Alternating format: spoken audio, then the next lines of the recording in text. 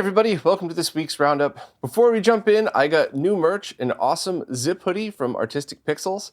I have been testing this one out for a couple of months now. I've been wearing it like 3 times a week and putting it in the washer and dryer each time because I know a few people said the last company I was using had some of their stuff peel off, and as you can see, everything still looks totally fine. It's got the RetroRGB logo and a PVM on the front. On the back, it's got the CRT patent, which absolutely looks awesome, and it's at the correct height. It always kind of cracks me up when people have hoodies where you can't see the designs unless the hood is up, but it works both ways. So I just wanted a big shout out to Ariel and Erica from Artistic Pixels for making these. They're awesome quality. I've been wearing it all the time. If you see me out in public, I always have this one on just so I could give it a good test, and hopefully you all like it. So I'll leave a link in the description to all that stuff, but enough pimping my own merch. Let's jump in and see what's been going on this week. First up, the musician Remute has just opened pre-orders on his latest album. This one is going to be on the Atari Jaguar. The album is called There Is Hope, and it came to about $60 after shipping and everything to the US, and it should be released on March 29th of this year. As soon as you buy it, you could get 2 tracks right away, and this one is going to be a region-free 6 megabyte cartridge with 12 songs. And it'll also be, each song could be selectable with the Jaguar controller's number pad, which is pretty cool. And the artwork and GUI were made by Jaguar coder MindThreat. So far, only the cartridge edition together with the digital album is available, and it's currently not possible to get the digital album on its own, but Remute usually releases these at some point in the future, digital only. But this is just awesome. I mean, anybody who's been following Remute's work, and if you want to hear directly from Dennis, you could just check out the interview we did a couple of years ago now, but he's been writing music on video game consoles. And I don't mean playing MP3s through a cartridge through a console, which that's kind of neat, but this actually generates the sounds through the audio chips on each of the consoles that he uses. So this one would obviously use the Atari Jaguar's chips in order to do that. So it's such a unique experience. The first one that I really just got super into was the Genesis version. And then I listened, I bought every other one, but that one really hit me because the Genesis was a console that I grew up with, and it has a very unique sound. So hearing music on it that was kind of reminiscent of how music was always sounding on the Genesis really hit. Plus, every one of his albums was great. There's at least one song that everybody likes on it, and very often everybody likes a different song, which is awesome because that means variety. So just somebody who likes all types of music like me might be able to sink into a couple. If you only like one type of music, maybe you only like 1 or 2, but if you own an Atari Jaguar and it works, then you might want to just consider this because, you know, what an awesome, unique thing to have, both as a collector's item and as good music. So definitely check out Crystal's post if you want links and any info in it, and I'm very much looking forward to giving mine a try. Next up is the first of 2 very interesting homebrew releases for the Sega 32X. That's right, the Mushroom Turd add-on that was mostly forgotten over time, but still an interesting piece of hardware, has gotten a port of Golden Axe. Now, this port was originally created a while back, but it was only able to be used on emulators, and now it could work on real hardware and, of course, in the Mr. Core. And there's a bunch of different additions and tweaks done to it. So this is pretty neat because you can get a fairly accurate arcade experience on this. And there's been a bunch of not only just compatibility updates, but some just features implemented in this one, such as the stage layouts have been redrawn to a closer match to the arcade versions, eye animations for the turtle and eagle are present, the door animations from the arcade release are re-implemented, and demo and attract mode resembles the arcade mode more closely. Try to say more and mode right next to each other. So yeah, it's pretty awesome. The only thing that's been removed is the dual mode is no longer accessible for now. It seems like it's going to be probably at least attempted to add back at some point in the future.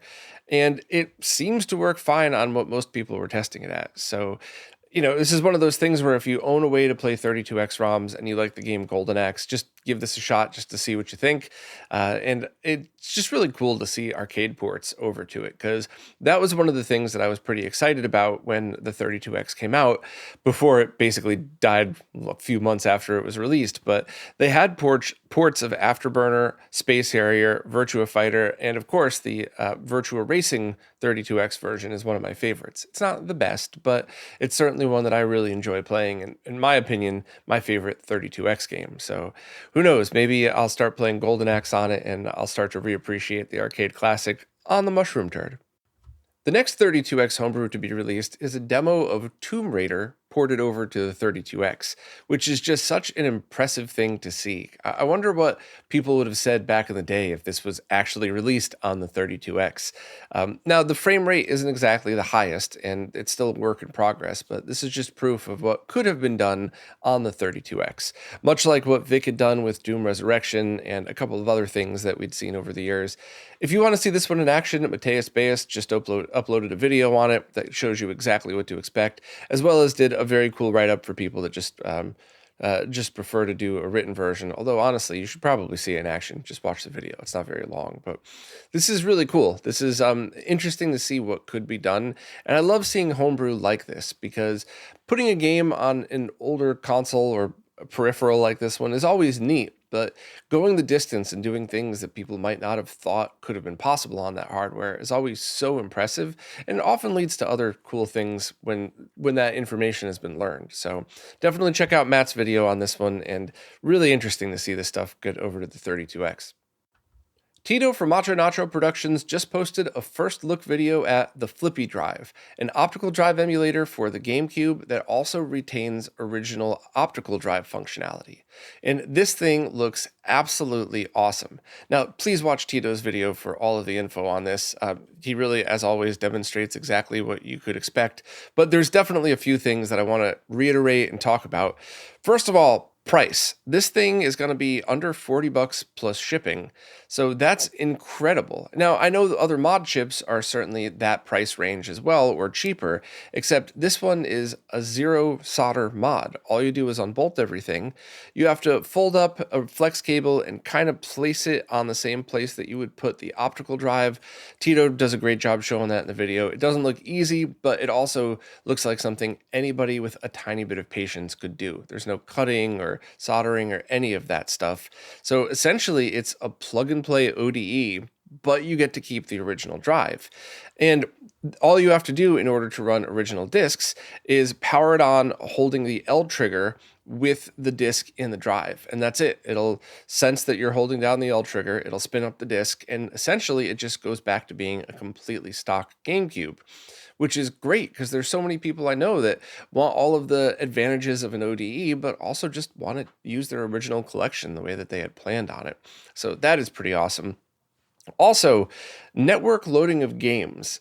That is such a big deal. Now, there's a bunch of people that probably think, well, I can get a 1 terabyte micro SD for not much money, and especially compared to what they used to cost, and load the whole library on it and whatever, I don't care. And there's another group of people that's like, oh, I'll just always load my favorite 20 games on it and I don't even need a big card. But anybody that's into the scene and always tweaking different homebrew or loading different versions of Swiss and GBI, different patches, tons of different things that are always going on in the scene, would absolutely love the ability to just manage all of that on your home server. Anybody with a retro NAS, or I think this one could even be used with just a standard network share, that's a very, very big deal. Now, obviously, anything over wireless is going to take a little bit longer to buffer up. Tito wasn't able to demo this in the video, but there are videos that show it working. And they're even working on an Ethernet adapter for the GameCube because the original one is incredibly expensive. So while this is something that's kind of early on, it's definitely working. And I think for me personally, this might be tied as my favorite feature. Price, dual functionality, and this I think are all super, super important. So, I mean, there's so many cool things to note about this. Now, the one thing in the video Tito noted is that you put the micro SD card into the flippy drive itself, which is mounted internally. So then you would either have to choose to leave the top unbolted and then just remove the top every time you need to access the micro SD, or use the network function. However, Greg from Laser Bear is working on a couple of designs that use micro SD extenders to break it out to underneath the DVD flap. So you should be able to have a completely bolted together and functional GameCube with micro SD tucked neatly along the side. Greg has done a bunch of adapters like this before, and they've all came out great. So I imagine this will be the same. So really, this thing is just so much potential. And I think this, with all respect to everybody else, this might be the go-to ODE and way to load homebrew. Now, just because I always want to share the love, I have to give a shout out to everybody who's worked on all of the other projects.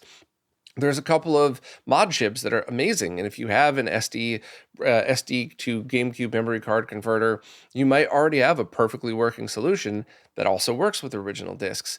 Of course, you could use an Action Replay if you could find any of them. And the original ODE that was released, the GC loader, is still excellent. So just the fact that this is released doesn't knock any of those down a peg. But I do think that personally, based on what it looks like it could do, if I had an untouched GameCube and I was looking to add some kind of ODE functionality, I think this would be the one that I would choose.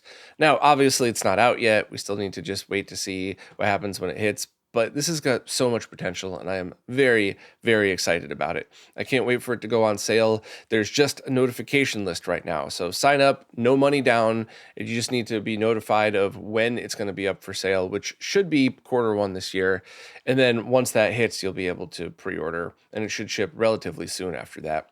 Of course, we'll let everybody know as soon as that's available. But honestly, nothing but excitement and good things to say about this.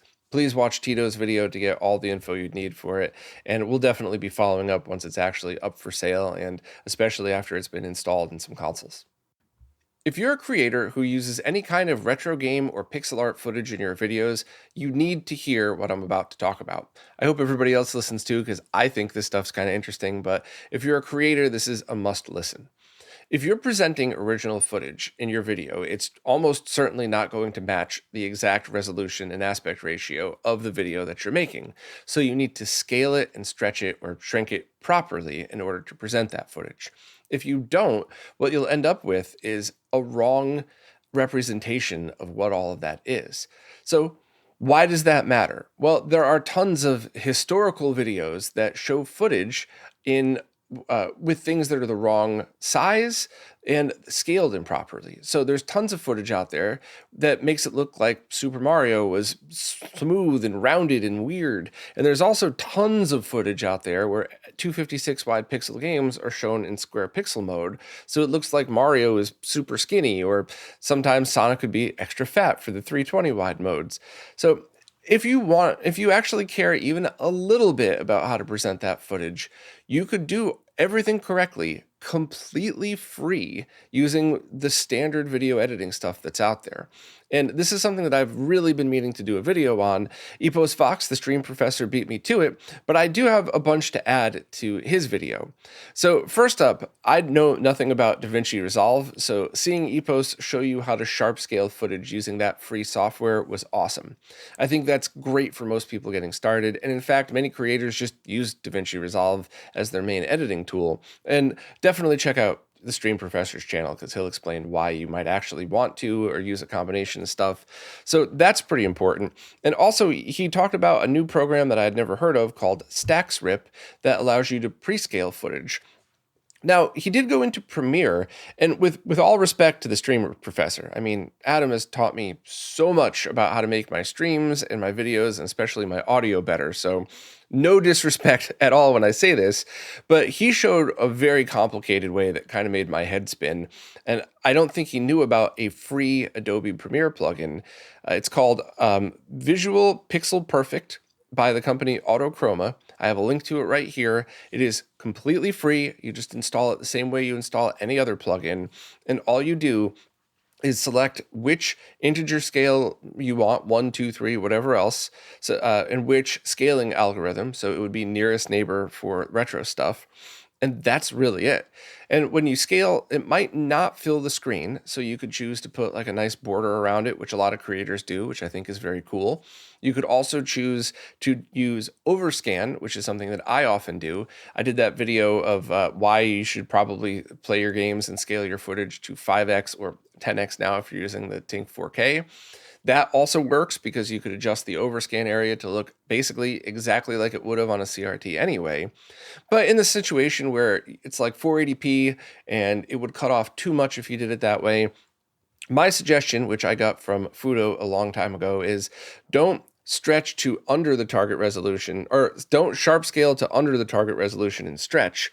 Scale to over the target resolution using nearest neighbor and shrink down to the size. You will get a slightly bit better look for that. So it's just a drop-in plugin. It's super easy to use. And the other thing is virtual dub. Epos showed virtual dub, but I actually did a deep dive on how to use this years ago, which was all from the help of Steve from HD Retrovision, the R3 Wiki, and a bunch of people far smarter than me. But you could use completely free software, virtual dub, to both scale as well as aspect correct. And what I showed in this video, you could use the same aspect correction in any of the other video editing software as well. So basically you do your sharp scale first, and then you use your video editor's built-in scaling to stretch or on the horizontal, stretch or shrink on just the horizontal plane in order to get it the correct aspect ratio. You could also pre-scale your footage, which is something that is good and it's bad. It's bad because you're going to end up with a very, very large file at the end of this. However, if you're going to use that file in many different videos, it's probably worth doing because that way you've already pre-scaled and cropped your footage, so you could just drag it into your timelines and whatever future videos you have. So I strongly recommend checking out this post, but also checking out Epos's video if you want to use DaVinci Resolve and StacksRip. But also check out the video I did. And I have the timestamps here too, so you don't have to watch the very long video that also talks about direct capture, which you might not need at all, especially if you have a newer retro tank like the 5X or the 4K. But skip to about the 25-minute mark and watch how to use virtual dub because it's all free. And then you end up with the footage that you need, pre-cropped, already centered, stretched exactly the way you want it. So sharp vertically and then only not sharp when you're talking about aspect correction. It's something that's really important to me, and it is definitely like an OCD pet peeve of mine when I see historians put up videos that are not at all a representation of how the games actually looked. So for me personally, my opinion, you could disagree if you want, but if you're going to show footage of retro game consoles, you're either going to do this in the highest quality reasonably possible, or you're just going to point a camera at a CRT because that's going to be as accurate as you can get. Although I would argue that doing that is so much more time consuming and tedious than doing this, especially because once you get used to scaling it this way, it's just a few minutes of time and then you wait for it to render. Whereas setting up your camera every time you want that footage can be a nightmare. Trust me when I tell you this, I've been doing it over 10 years. So please check out the post at least. Thank you to the Stream Professor for always teaching us all of this stuff. I will follow up with my own video on this definitely before the end of the year because it's something I really hope we all share politely between ourselves with other creators so that we could have footage properly presented for everybody to see the right way. And of course, I'll swing back and maybe I could even get Epos in that video to talk about Resolve or something like that, just to get your expert advice directly from the expert. Next up, Wobbling Pixels has just released a ton of new profiles for the RetroTink 4K, as well as released a video explaining how to use them. Now, as we all say, Mike, Wobbling Pixels, Firebrand X, myself, we always remind everybody, you don't need any of this. However, if you've invested the money in a Tink 4K and you're going to play your favorite consoles, it's at least worth checking this stuff out to see if the difference matters to you. So often I'll just be playing something casually and I won't even bother because the generic mode of the Tink 4K is amazing. Actually, same with the 5X, to be honest with you. However, if you're playing your favorite consoles and especially your favorite games, you could make original consoles look so good with just a few clicks of the remote. So basically you load up the profile that applies to you, and then if you want, you could tweak it even further. You don't have to. You could just load a custom profile and be done. But if you want to, you could actually tweak it to your exact console. And that's a big deal because as I'm going to be showing in depth in a few upcoming videos I've been working on, each console is completely different. And I don't mean like Genesis and Super Nintendo. I mean, you could lay out 10 one-chip 01 Super Nintendos, and they might all output slightly different video brightness as well as qualities, especially phase is going to be different even if you just change a cable. So if you wanted to, you could auto-calibrate all of that stuff infinitely easier than you'd ever been able to before. Anybody that's ever did the direct capture stuff or even used the OSSC, which the OSSC is still amazing. I still love it. I still use it, but it's a lot of manual work to dial it in. So if you've used any of those, watching Wobbling Pixels video and watching him just go to the auto calibrate and press a button is going to put a smile on your face because it really is that easy. The other thing that Wobbling Pixels included in this were profiles for the N64 S-Video cable. So a lot of the profiles we work on are for RGB or component video out because when you have a high-end scaler, you're going to assume that a lot of people using it are probably going to have the highest end outputs. But as we get through all of those, it's nice to come back and realize there are a ton of people that just know that N64s with S-Video output are excellent. In fact, I would say that unless, you should try it first and you might not feel like you need an RGB upgrade. You might as well. You do get a little better colors out of it and everything, but being able to have custom profiles to get sharp S-Video scaling as well as CRT masks dialed in specifically for S-Video is really, really awesome. Now, selfishly, my favorite of all of these profiles are things that allow you to do stuff like zoom Star Fox without the border around it. That's pretty cool. That's something you couldn't do on a CRT. But you could even do ridiculous stuff like zoom Mario Kart, because remember, even when you're racing in single player mode, the race window is on top and the map's on the bottom. You could zoom that to fill a widescreen TV and still be integer scaled. And in fact, you could do this easily if you map the Mario Kart profiles to just a couple buttons right on the remote. So, or maybe even just map generic to button 1. So you load up the game, you get through the menus, right when the race is about to start, you press the zoom button, and this integer scaled profile will put the Mario Kart race window in a widescreen view right on your TV. That's my favorite. It's ridiculous, I know, but I love it. And if you have a Tink 4K and a Super Nintendo, you need to try it because it's just one of those moments where even if you decide to go back and play it the original way, you're going to get a very big kick out of playing it like that. So thank you so much to Wobbling Pixels and, of course, everybody else who contributed to all of the profiles for doing all of this stuff. Definitely check out that video. And I'm just so excited to see where the Tink 4K is going because the profile stuff that we're going to be able to build for this is really going to change quite a bit. And I'm even looking forward to building some profiles myself for scaling old TV and movies. I got to get around to making time for that, but I think that's going to be a very big deal in certain scenes. And I don't just mean like the Laserdisc scene or, the VHS nostalgic scene. I mean people who just have Blu-rays of older content that has lots of film grain or stuff that was shot with TV and CRTs specifically in mind. You could really bring back a lot of the original artistic look of that stuff with just pressing a button on a profile. So really excited to see where else we can go with the Tink 4K. But for now, check out Wobbling Pixels video. Now it's time for this week's Mr. Updates, care of Lou from Lou's Retro Source. Lou, I hope you had a good rest and enjoyed your vacation, but I'm so glad you're back, and I'm so glad you've been keeping up with all of this stuff. So let's bring everybody up to speed.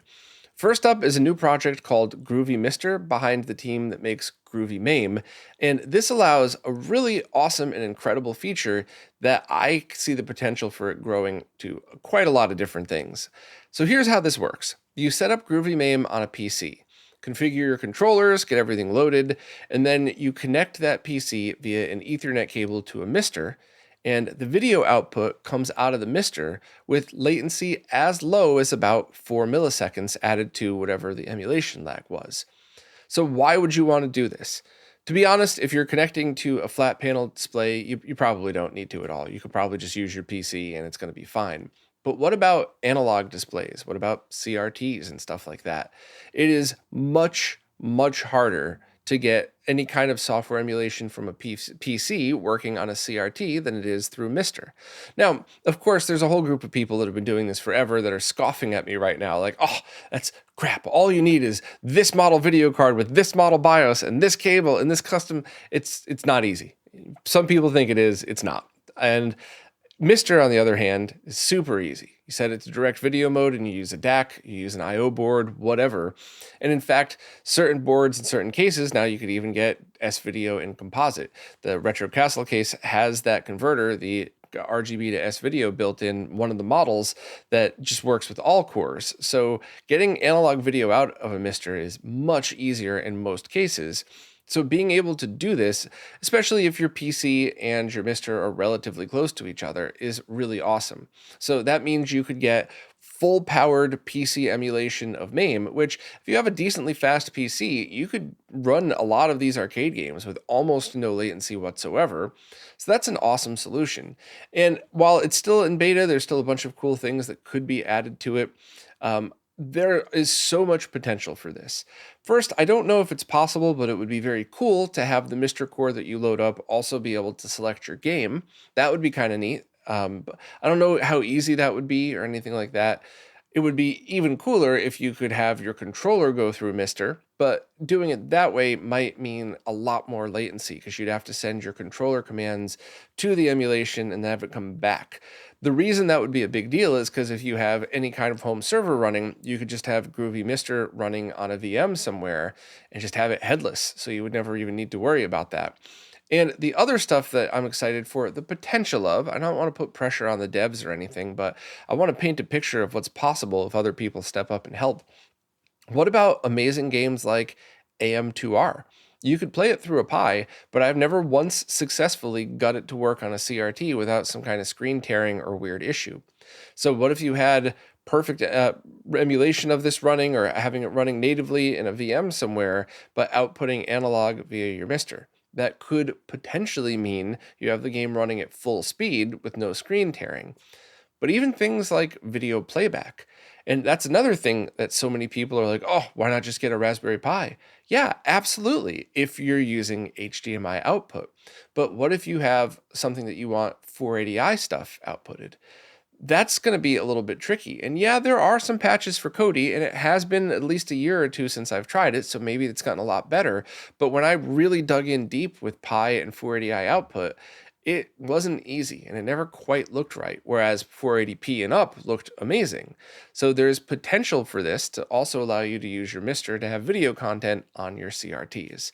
So the project right now is phenomenal and I'm really excited it exists and I'm so appreciative for the devs, but I also can see where this has the potential to lead if more people step up and help.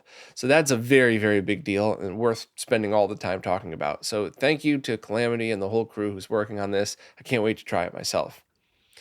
Tons more Mister news, though. Next up, Shane Lynch noticed that the Joust 2 Mister core couldn't flip the screen, so he also was asking if other cores don't have that option and was willing to try and see if that could be added, which is really helpful for people with dedicated Tate setups like my consumer CRT flopped on its side over there. It's a total pain to pick up a consumer CRT and flip it to the other side, so not as much of a pain as a heavy BVM or something, but still much appreciated. Next, Wizzo announced that the iOS remote app for Mister is now fully working. It just needs to go through the App Store approval process, but that is awesome because I am such a huge fan of the remote app. All of Wizzo's work, obviously, but having to log in and pull up your web browser and figure it out that way, most people could do it, but having a nice app that could just, you press a button on your phone is always appreciated and might help less tech savvy people who aren't really comfortable with trying to figure out IP addresses and stuff find it a little bit better. So thank you so much to Wizzo for continuing on this. That's really awesome. Next up, Anton Gale made a lot of progress on the Exody cores and states that Targ and Spectre are now playable. Screenshots of Venture are also shown, so you can check out the link or, of course, the video that Lou has for more info. Next up, Roberto Garcia Lago has just added some more awesome wallpapers for Mister. This is a collection that you could have automatically downloaded via Update All, so if you want more amazing wallpapers, definitely check that out.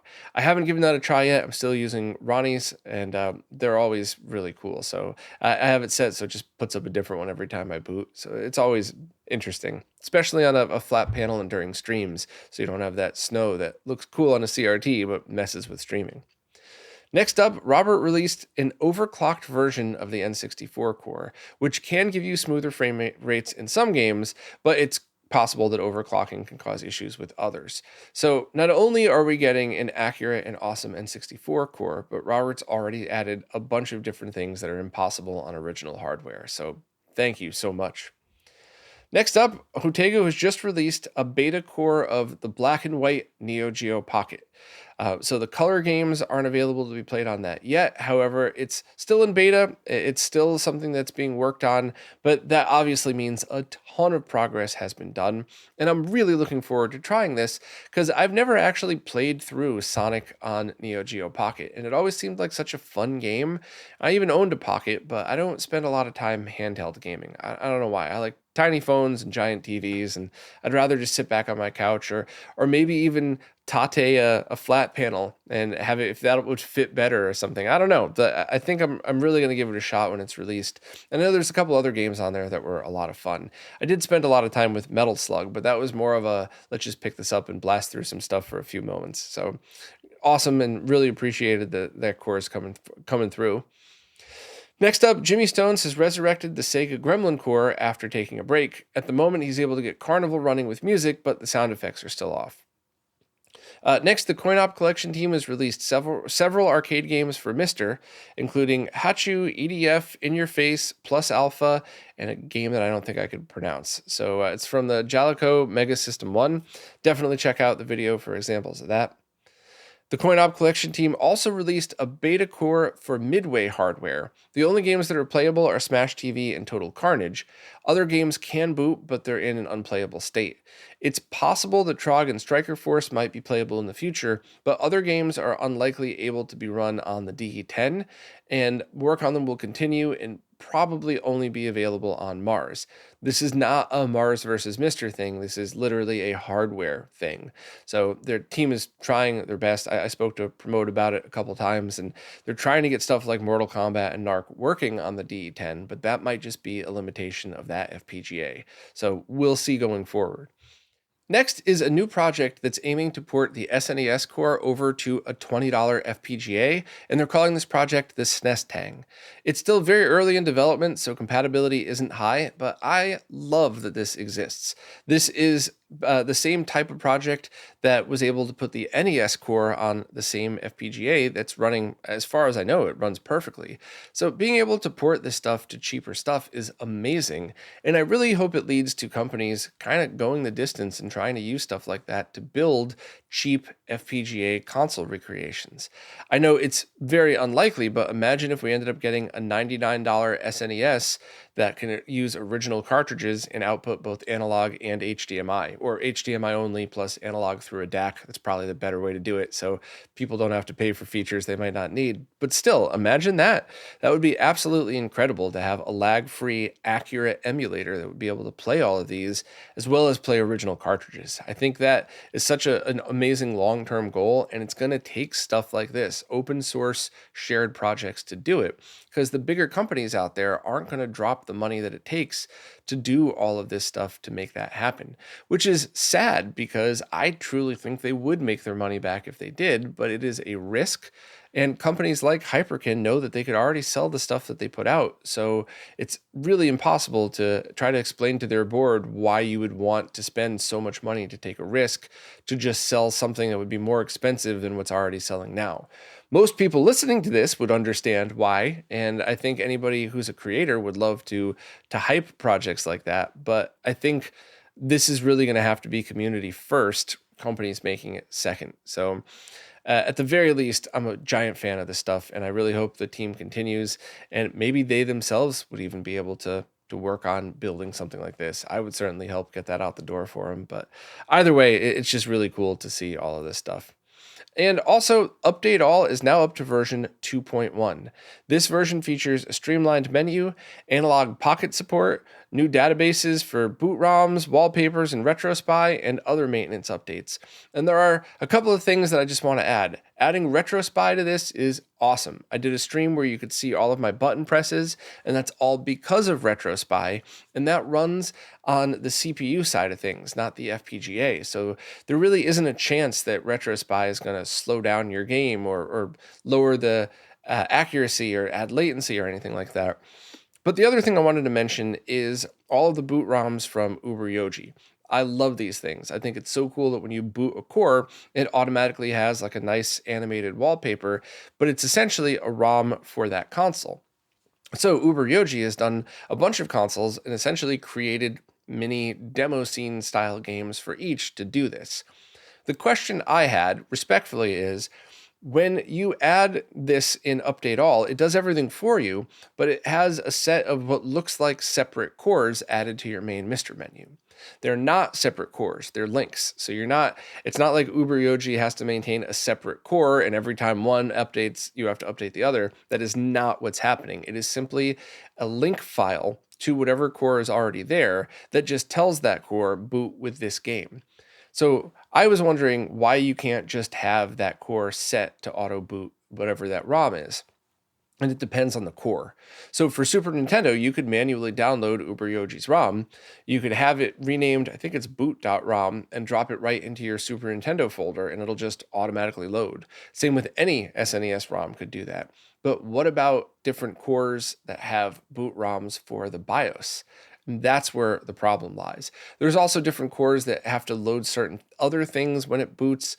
So yes, technically, I'm sure the Mr. Team could dig in and add a menu in the on-screen menu option, or add a menu option that says boot with this ROM, boot with last ROM, but that's probably a lot of work. And this is a very easy and elegant solution. You just drop these links on, you load through these instead of the other ones, but you are loading that same core. So I get both sides of it. If it's one of those things that's easy to implement, it would be very cool to see the Mr. Team just add that as a feature to all cores. But think about that. Not only would Sorg have to update the main Mr., but then everybody who works on a core would have to also update their core. So that's a huge ask. And I don't even know how complicated something like that is. So I think that the solution that RetroRGB came up with is absolutely awesome. And I think having it integrated into Update All is massive because you just have to go into the Update All menu, press a couple buttons, and it appears. There's nothing for you to do other than launch via the alternative launch links. So thank you to everybody. Thank you to all of the Mr. Devs. Thank you, of course, to Lou for keeping up with all of this stuff. There's no chance I would be able to stay on top of all of these things. And it's really awesome to just have it all in one place. And I missed you, Lou. I'm glad you're back. So don't forget to subscribe to Lou and watch the video as well. John Linneman from Digital Foundry has just released what might be one of his best DF Retro episodes yet. It is an absolute epic masterpiece that hits almost 2 hours and is dedicated to Road Rash. This is part documentary of the series, part technical deep dive, and it is everything I ever wanted to know about Road Rash. I actually watched it twice. John sent this to me when it was in progress months ago, and I just rewatched every minute of it again before I wrote this post because I wanted to see what else was added, and I just really loved the original. And there are so many cool things to note about this. There's a few things that I will mention, no spoilers, because I really truly think that anybody who's either liked the games or was curious about the games or just wants to see an amazing video should really just dedicate the time, sit on your couch, put it on your 4K TV, treat it like a real documentary. But the things that I will add, no spoilers, but my favorite comparison was at about the 25-minute mark. You'll know. Also, if you ever wanted to hear what it's like to have a Norwegian try a very bad Southern accent, you get that as well. That alone might be worth watching. And also, not only did John dig into the original hardware and the ports, but he also showed emulation. So one of the things that was really intriguing was using, I believe, the 4DO emulator to run the 3DO version overclocked, and it'll hit 60 frames per second. So that alone, I think I really have to make the time to try that. And I also wonder if there was ever an FPGA core for the 3DO, could that be implemented? A 400x CPU increase or something like that. That was really intriguing. I'd also completely forgotten about Road Rash 3D, and I'd never even seen or heard of Road Rash Jailbreak. And I think the point that John made, that if it were actually a PlayStation 2 game, it might have been a big hit, especially if it was a launch game, but it was later in the PS1's library and kind of got lost, which happens a lot in all video game consoles. Some of the last games that were released exclusively on that very often get forgotten to all the new hype that was out there. Also, John showed a game at the end called Road Redemption, which is not a Road Rash game, but it was obviously inspired by it. And it's available on the Switch, PlayStation 4, Xbox One, and PC. And that really looks like a game I'd be interested in trying. My only personal question is, do I buy it on the Switch to have a very easy and lazy way of just picking it up and playing right on my TV? Or do I get the PC version to try to access the 120 frame per second mode? I don't know. I'll have to really think about that. John, maybe you should do a video comparing the different Road Redemption ports and different ways to play it. I think that would be pretty cool. But honestly, I mean, I can't say this enough. This is one of the best DF Retro videos, and I'm clearly a fan of the channel, so I think a lot of their videos are amazing, but John really nailed it with this one, and I just can't tell you how much I recommend it. It was so cool to see all of the deep dives of all of the ports of Road Rash, and even to see some of the other ones that I didn't realize actually were as good as they were, like the handheld versions of it. So definitely check this one out. That's almost it for this week, but I owe at least one person an apology and would like to explain. Last week when the Roundup went live, I was half asleep scrolling through comments on my phone and accidentally hit hide user from this channel on a comment that was absolutely fine. There wasn't even remotely any negativity on it. And as it disappeared, I didn't see the person's name. So I basically just blocked somebody on YouTube that did nothing wrong, that never deserved it. It wasn't even I'm in a bad mood and taking it the wrong way. It was a perfectly innocent person that I disappeared from the channel. And it made me think, how many other times have I done that by accident? It happens on Twitter all the time because mute this conversation and block this person are right next to each other. And all the time I'll wake up and flip open Twitter and I'll have like a 99 notification. So I'll just go through and mute all the conversations I'm tagged in that have absolutely nothing to do with me. No disrespect. It just has nothing to do with me. So I'm sure that happens all the time on Twitter. I don't think I have anybody intentionally blocked. I mute on Twitter. I don't block anyway because it just allows people to create the narrative of, oh, Bob just blocked me because, yeah, whatever. But I don't know how many times I did this on YouTube. So yes, I do mute all very obvious double accounts, trolls. If you have something awful to say and your account has been created yesterday, you're obviously just another account doing that. But I never mute good people, and I never mute people that just have a difference of opinion of mine, unless it's one of those accounts that I just described, and it's obviously just looking to cause trouble. But I just felt really bad, and it was one of those things where I wanted to waste a couple of minutes talking about it because I don't want good people to feel like they did anything wrong, and I feel like a total piece of crap.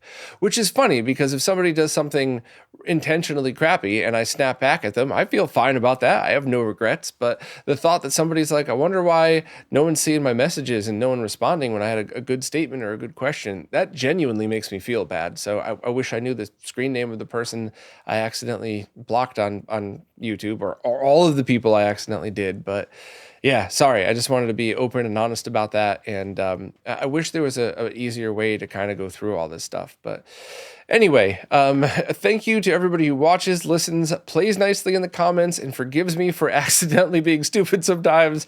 And especially thank you to anybody who supports in any way possible, especially the monthly supporters like Patreon and Floatplane, because it is you who is keeping this going. I really appreciate you. I want to keep going with this as long as I can, and I can't say it enough. Thank you all so much, and I'll see you next week. This week's Roundup is brought to you by Neo Paradigm Entertainment, connecting Southeast Asian influencers with opportunities in the West.